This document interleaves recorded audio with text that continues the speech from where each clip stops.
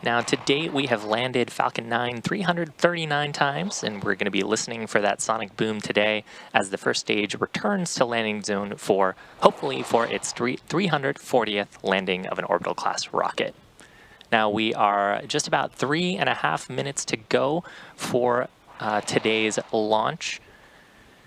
We've got some great views of the transporter erector, the truss structure to the right of the vehicle, retracting away to get into the launch position. Now, in addition to driving the cost of access to space down with reusable vehicles, SpaceX is targeting at least 3 dedicated rideshare flights to sun-synchronous orbits per year to provide small satellite operators competitive pricing and increased flight opportunities and flexibility. The demand for rideshare missions continues to rise, and so we've expanded to accommodate even more small sats looking for rides to orbit.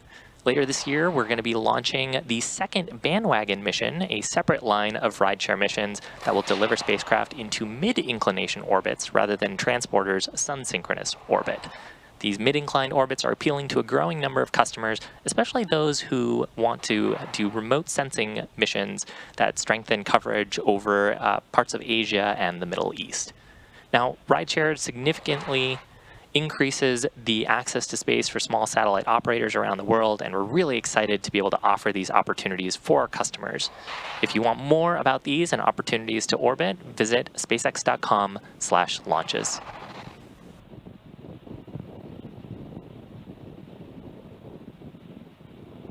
We had a couple of callouts there indicating that LOX load is complete on the second stage. So at this point, propellants... Stage 2, LOX load is complete. Oh, there it is. We have a couple of callouts during the start of the broadcast to indicate that our fuel and oxidizer are fully loaded.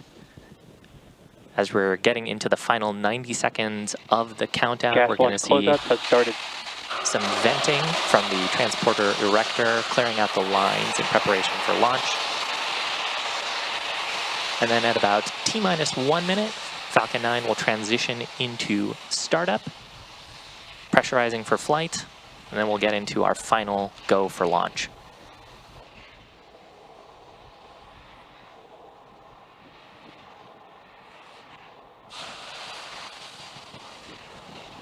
Falcon 9 is in startup.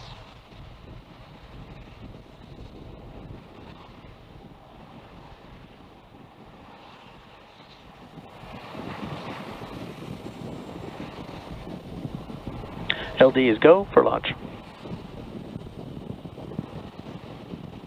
Launch director pull for launch.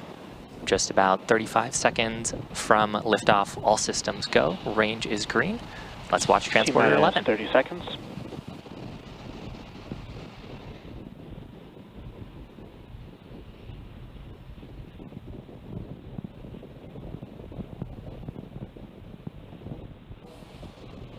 T-minus 15 seconds. T-minus 10, 9, 8, 7, 6, 5, 4, 3, 2, 1. Ignition. And liftoff Falcon 9. Go Transporter-11. Vehicles pitching downrange. MOD chamber pressure nominal.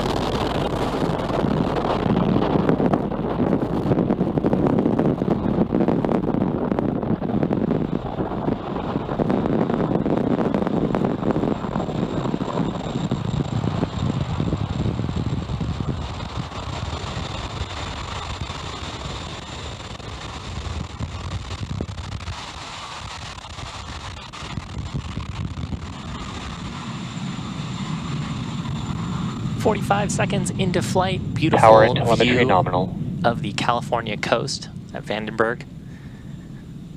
We've cleared the tower and the Launch Complex 4 East. We've begun throttling down those Merlin 1D engines on the first stage in preparation for max Q. Falcon 9 is supersonic. That's the point of maximum aerodynamic stresses during ascent. Max Q. And with that, we've got 5 events coming up back to back. The first of those is going to be Main Engine Cutoff, or MECO. That's where we'll shut down all 9 of the Merlin 1D engines in preparation for stage separation. The center pusher will separate the first and second stages. Simultaneously, the first stage will begin a flip maneuver to start making its way back for its landing attempt, while the second stage starts up its Merlin vacuum engine for SES-1 to take our transporter satellites to orbit.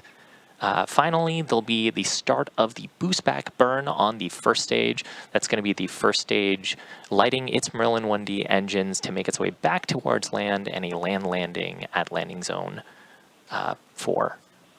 So coming up, MECO, followed by stage sep, the flip maneuver, second engine start, and boost back.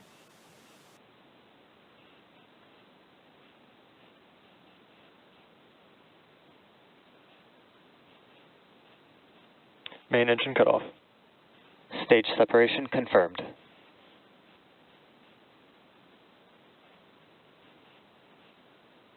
MVAC ignition. Stage 1 boost back startup.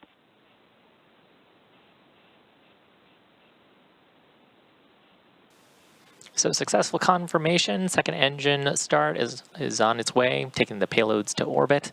Coming up, just about 10 seconds from now, we're going to expect to see fairing separation.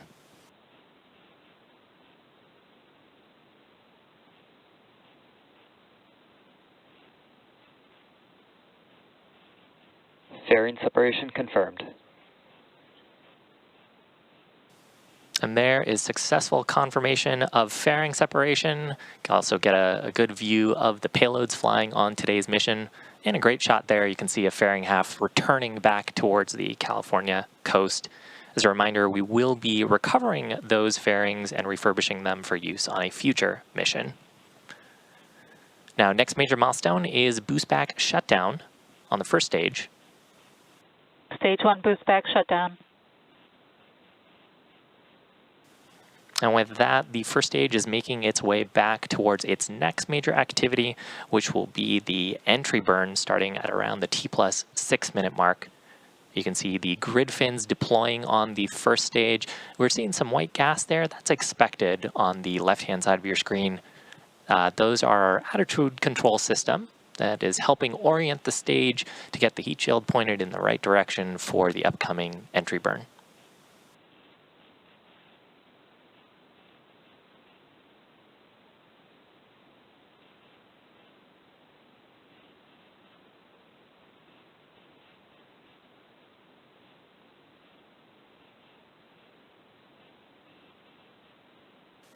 Now the Merlin vacuum on the right-hand side of your screen is in the first of 4 planned burns for today's mission. This first burn is getting the transporter satellites into their insertion orbit. This burn expected to last until just past T+8 minutes.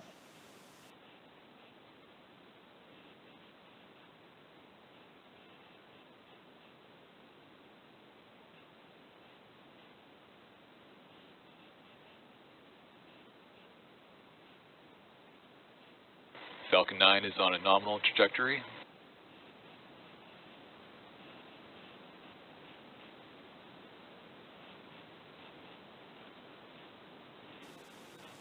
And we're just about 50 seconds from the start of the entry burn on the first stage.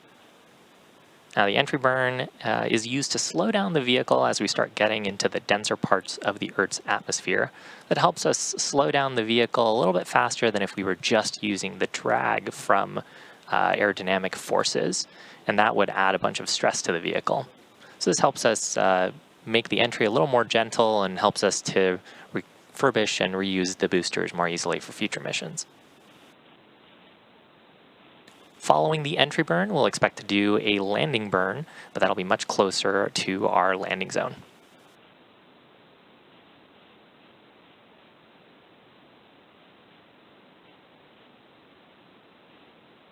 Stage 1 entry burn startup.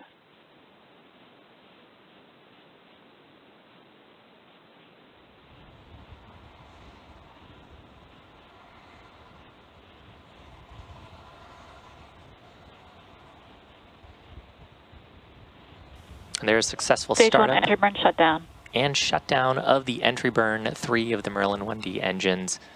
Now the stage is going to be orienting itself towards its next major milestone, which is going to be the landing burn. We'll ignite just a single Merlin engine. Stage 1 FTS has safed.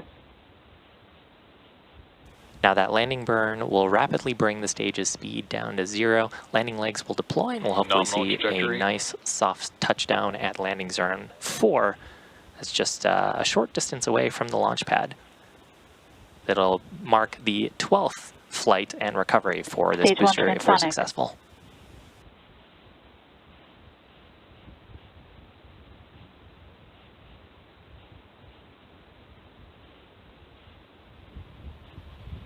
Stage 1 landing burn.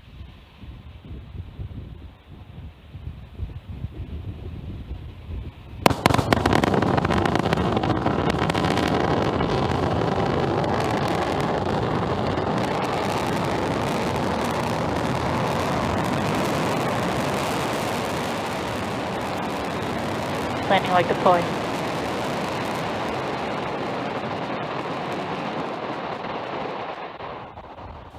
And that marks the 12th landing for this booster. It marks SpaceX's 340th landing of an orbital class rocket. Next up, just about 20 seconds, will be the Merlin vacuum shutdown, SECO, second engine cutoff number 1. Stage 2 FTS has saved.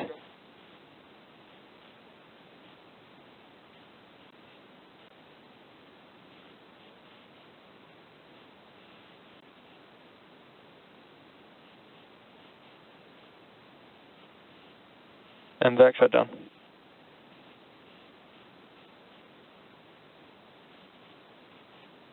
And there is successful shutdown of the Merlin vacuum engine for the insertion orbit. Nominal parking orbit. And that call out indicating that we are in the target orbit for insertion of today's mission around planet Earth. So with that, the next event is going to be coming up at around the T plus 50-minute mark. That'll be the second engine start for the second time of our Merlin vacuum engine. We'll be back around in about 40 minutes to bring you live coverage of SES-2, followed shortly after by the beginning of our payload deployments. So until then, enjoy the views from space, and we'll talk to you soon.